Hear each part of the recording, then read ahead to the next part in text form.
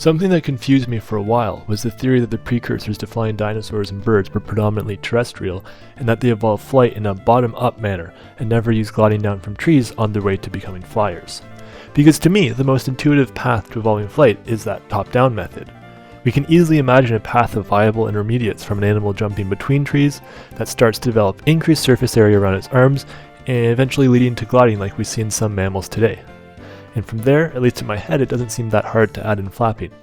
Maybe it is, but it makes sense in my head, you know? But I recall reading a pretty old essay outlining a theory that dinosaurs got feathers and started flapping or even just holding out their soon-to-be wings when running around on the ground, and that the lift from that somehow helped them run without ever using them for gliding.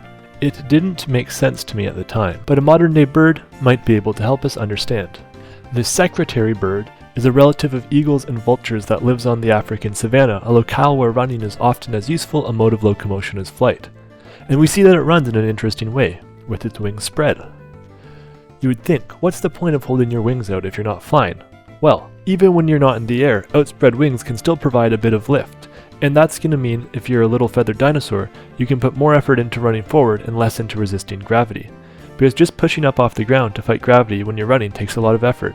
Running is actually a pretty inefficient mode of locomotion most of the time because you're putting so much energy into up and down rather than forward movement. And sure, having your wings out is going to cause drag, but manipulating that drag can actually increase agility by letting the organism in question stop or turn on a dime. So we can imagine a prehistoric feathered raptor of some sort running around, wings out, not flying, but getting just a little bit of lift off the ground to help it chase down small prey in an agile fashion.